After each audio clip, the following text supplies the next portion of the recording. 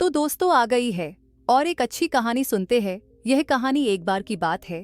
कोहिनूर गांव नाम का एक छोटा सा गांव था जो अपने पुराने महल और उसके रहस्यों के लिए मशहूर था। महल को चंद्रेश महल कहा जाता था। कहते हैं यह महल पहले एक शानदार रियासत का हिस्सा था, लेकिन राजा के मरने के बाद से ही यह सुनसान पड़ गया और वहां कोई रहता भी नहीं था। कुछ समय बाद महल के अंदर से अजीब आवाजें आने लगीं। कोई भी वहां जाने की हिम्मत नहीं करता था। गांव के लोग मानते थे कि महल में कुछ छिपा हुआ है, शायद कोई खजाना या कोई बड़ी साजिश। एक दिन रवि नाम का एक नौजवान शहर से वापस अपने गांव आया। उसे पुरानी कहानियों पर विश्वास नहीं था और उसने फैसला किया कि वह महल के रहस्य का पता लगाएगा। गांव वालों ने उसे रोका, लेकिन रवि ने किसी की नहीं सुनी। रात को जब सब सो रहे थे, रवि एक टॉर्च लेकर महल की तरफ निकल पड़ा। महल का दरवाजा पुराना और जंग लगा हुआ था, लेकिन उसने किसी तरह उसे खोला और अंदर घुस गया। जैसे ही वह अंदर पहुंचा, उसे एक ठंडी हवा का झोंका महसूस हुआ और अजीब सी गंध आने लगी। महल के अंदर हर कोना धूल और जालों से भरा था। चलते चलते रवि को एक पुरानी सीढ़ी दिखाई दी जो तहखाने की ओर जा रही थी। उसने नीचे जाने का फैसला किया। जैसे ही वह नीचे पहुंचा, उसे दूर से कुछ हल्की रोशनी दिखाई दी। रवि ने धीरे धीरे उस रोशनी की ओर कदम बढ़ाया। तहखाने के बीचों बीच एक पुरानी मेज पर एक किताब रखी हुई थी।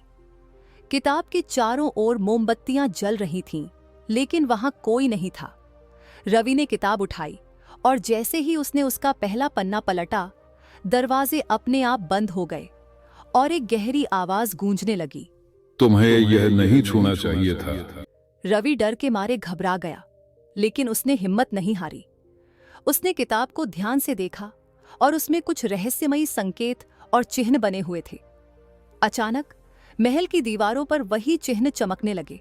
रवि समझ गया कि यह कोई साधारण महल नहीं, बल्कि एक प्राचीन गुप्त समाज का ठिकाना था। उस किताब में छिपा था वह रहस्य जो सदियों से महल की सुरक्षा कर रहा था।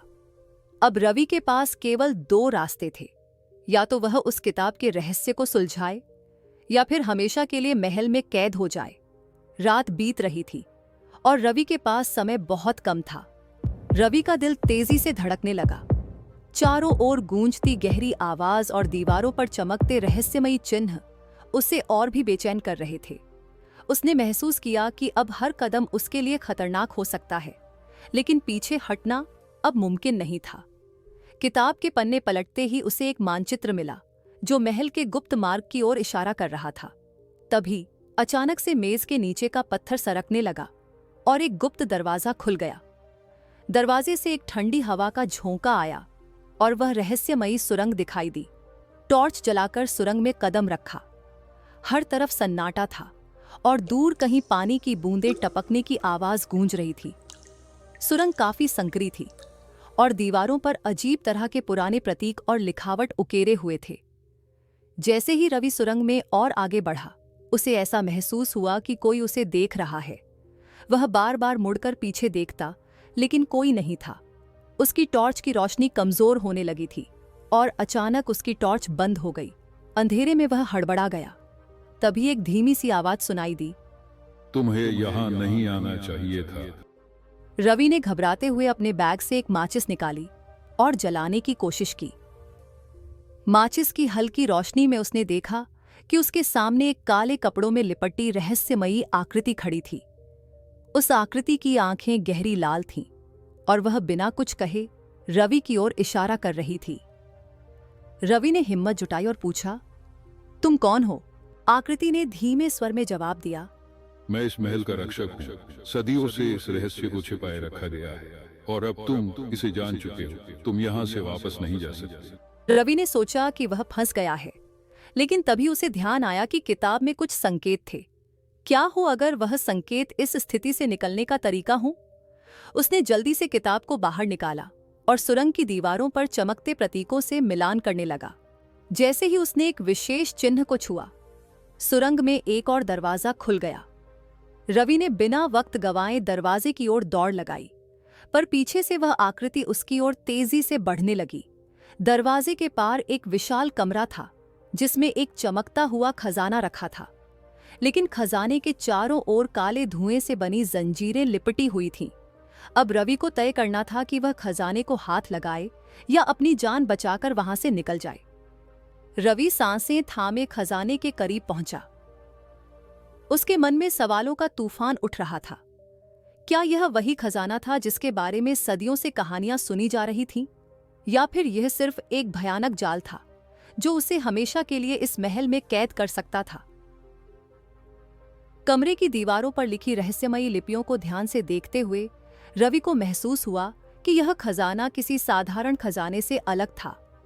उन लिपियों में चेतावनी थी, जो भी इस खजाने को छुएगा वो अपने अतीत से भाग नहीं पाएगा। रवि डर गया। उसे अपने जीवन की सबसे कठिन परीक्षा का सामना करना था। तभी वह काली आकृति भी कमरे में प्रवेश कर गई। उसके हाथ में एक चमकता हुआ त्रिशूल था जो खजाने की दिशा में इशारा कर रहा था। आकृति ने रवि की ओर देखते हुए कहा, यह खजाना सिर्फ उन्हीं के लिए है जो सच्चे दिल से इसका हकदार हो। अगर तुम इसे छूते हो तो तुम्हें अपने जीवन के सबसे बड़े भय का सामना करना पड़ेगा। क्या तुम तैयार हो? रवि के सामने दो रास्ते थे। या तो वह खजाने को छूकर उस रहस्य को उजागर करे या फिर पीछे हटकर अपनी जान बचाए।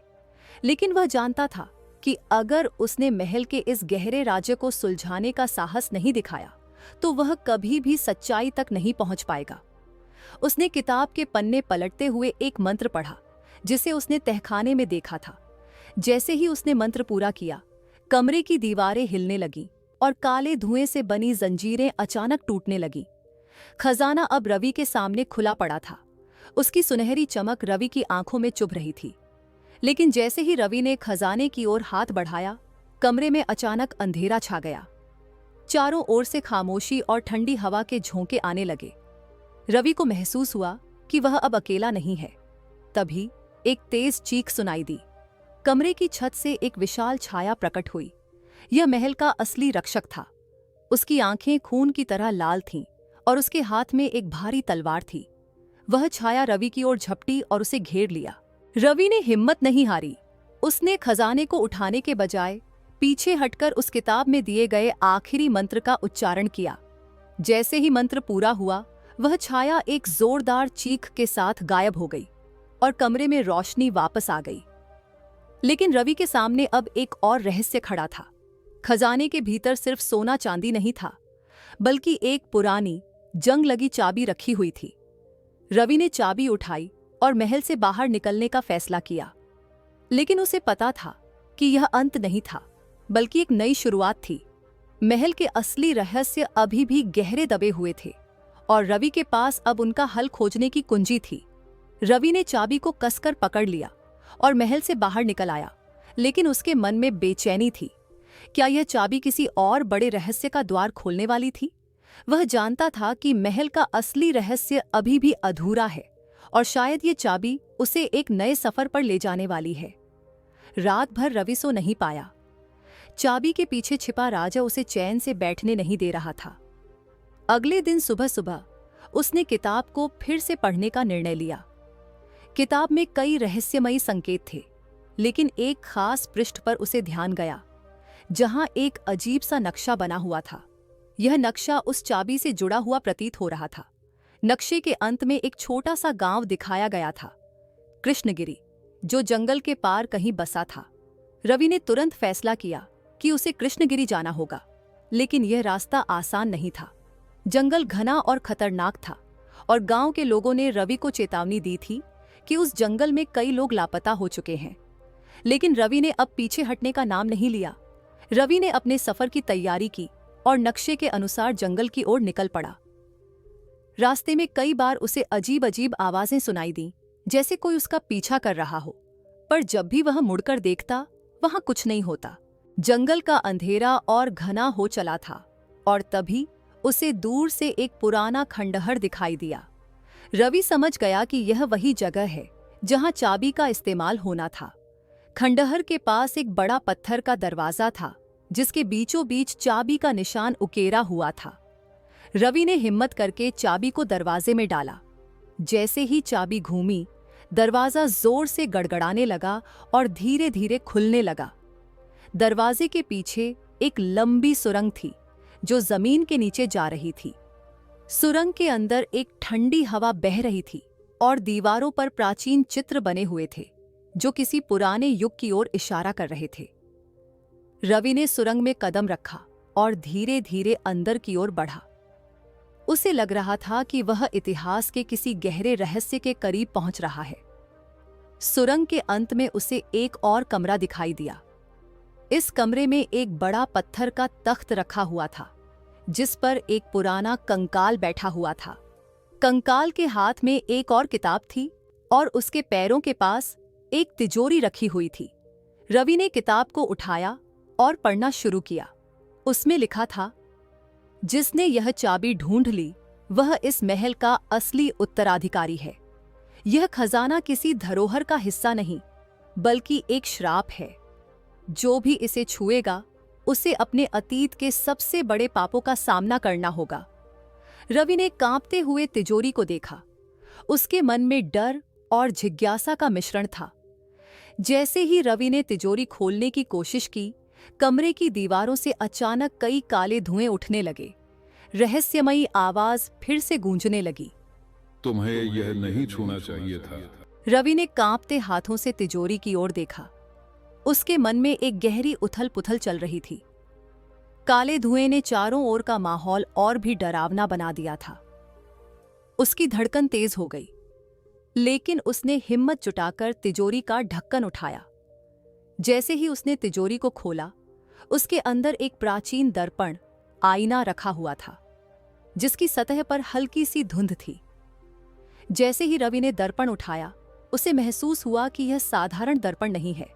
उसकी सतह पर अजीब सी धुंध छाई हुई थी और जब उसने उसमें झांकने की कोशिश की तो दर्पण में उसकी खुद की छवि की जगह कुछ और ही दिखाई दिया। दर्पण में एक पुरानी लड़ाई का दृश्य था।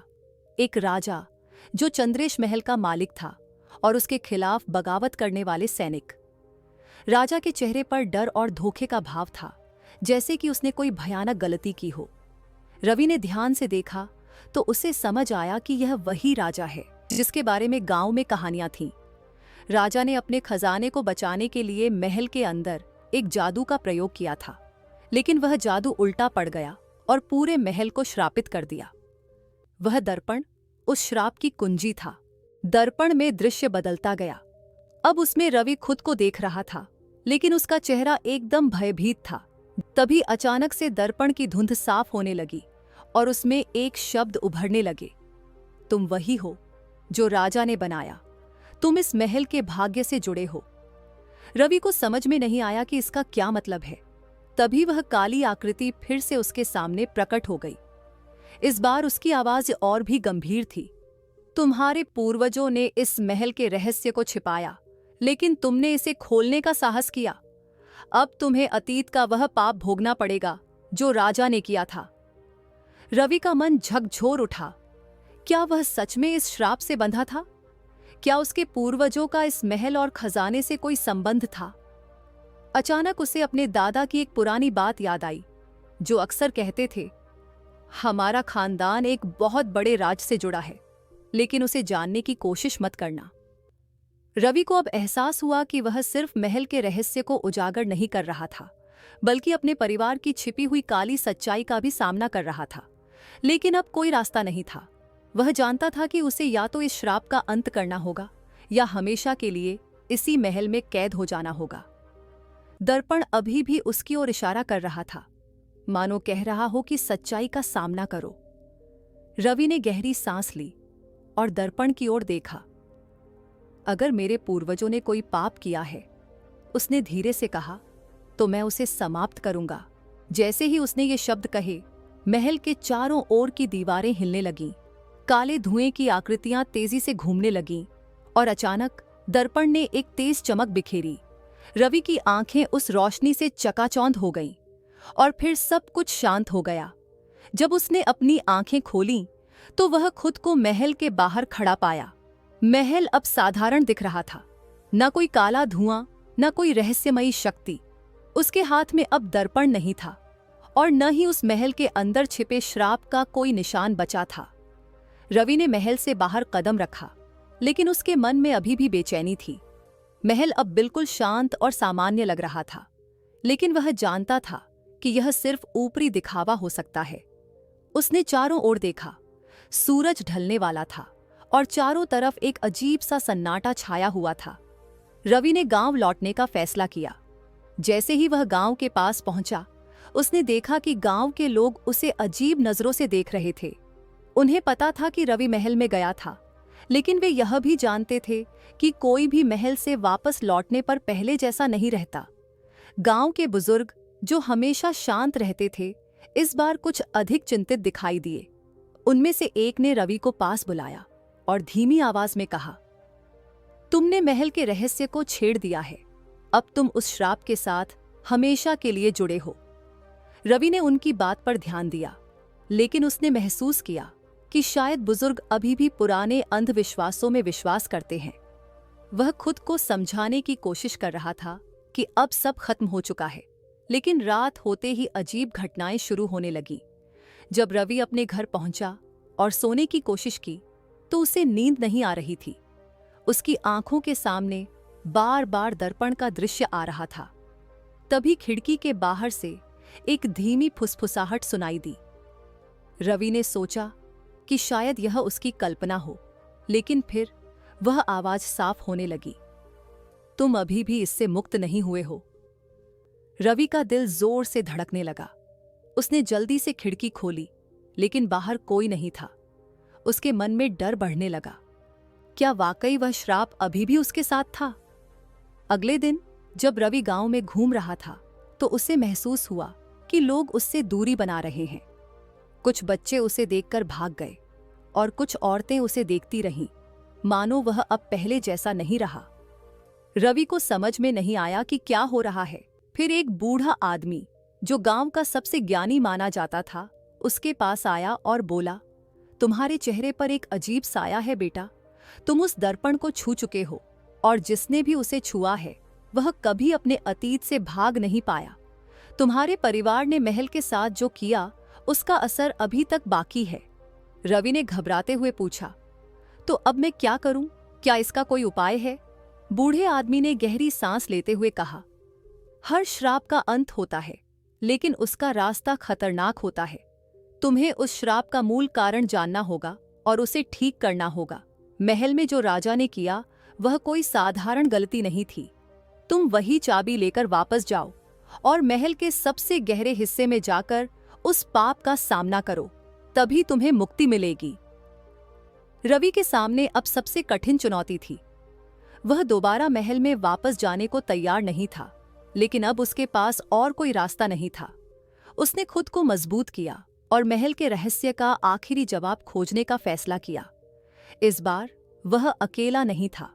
गांव के कुछ साहसी युवकों ने भी उसका साथ देने का फैसला किया। वे सब मिलकर महल की ओर निकल पड़े, जहां अब एक और बड़ा राज उनका इंतजार कर रहा था। रवि के साथ गांव के कुछ युवा, जिनके चेहरों पर डर और साहस का मिश्रण था, महल की ओर चल पड़े। इस बार माहौल पहले से भी ज्यादा अजीब और भयानक था। महल के पास पहुंचते ही ठंडी हवाओं ने उनकी हड्डियों तक को कंपा दिया। सभी को इस बात का एहसास हो चुका था कि जो कुछ भी वे करने जा रहे हैं वह साधारण नहीं है। महल के मुख्य द्वार पर पहुंचकर रवि ने पुराने दरवाजे को धक्का दिया, जो भारी आवाज के साथ खुला।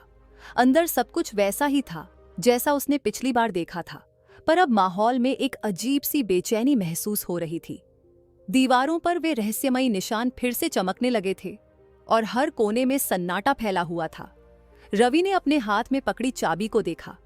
बूढ़े आदमी ने कहा था कि इस चाबी से महल के गहरे हिस्से का दरवाजा खुलेगा। वे धीरे धीरे महल के तहखाने की ओर बढ़ने लगे, जहां पहले सुरंग मिली थी। लेकिन इस बार सुरंग में प्रवेश करते ही एक गूंजती हुई आवाज आई, तुम वापस क्यों आए हो? क्या तुम सच में श्राप को खत्म करने की हिम्मत रखते हो? रवि ने पीछे मुड़कर अपने साथियों को देखा, जिनके चेहरों पर डर साफ झलक रहा था। उसने उन्हें आश्वस्त करते हुए कहा, हमें डरने की जरूरत नहीं है। अब जो भी हो, हमें इसका सामना करना होगा। सुरंग के अंदर अंधेरा और घना हो चुका था। दीवारों पर अजीब सी चमकती लिपियों ने उनकी राह को और भी रहस्यमयी बना दिया। आखिरकार वे सुरंग के अंतिम हिस्से में पहुंचे, जहां एक बड़ा पत्थर का दरवाजा था। रवि ने चाबी निकालकर उसे दरवाजे में डाला और घुमाया। दरवाजा धीरे धीरे खुलने लगा और उसके पीछे एक गहरा रहस्यमयी कमरा था जो पहले कभी नहीं देखा गया था। इस कमरे में बीचों बीच एक बड़ा पत्थर का तख्त था, जिसके ऊपर एक शिलालेख लिखा था, जिसने पाप किया उसे माफी मांगनी होगी, पर माफी की कीमत है बलिदान।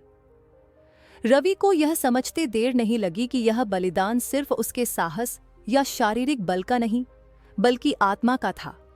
तभी एक गहरी गूंजती आवाज कमरे में फैल गई, तुम्हारे पूर्वज ने लालच और धोखे के लिए श्राप का कारण बनाया, अब तुम्हें इसका अंत करना होगा। तभी कमरे के कोने से काले धुएं की वही आकृति फिर से प्रकट हुई। वह आकृति इस बार और भी भयावह लग रही थी। उसके हाथ में एक भाला था जो रवि की ओर इशारा कर रहा था। तुम्हें इस श्राप का अंत करने के लिए कुछ खोना होगा, क्या तुम तैयार हो? रवि समझ गया कि यह बलिदान साधारण नहीं है। उसे अपने परिवार के अतीत के पापों का प्रायश्चित करना था। उसने एक कदम आगे बढ़ाया और उस आकृति की ओर देखा।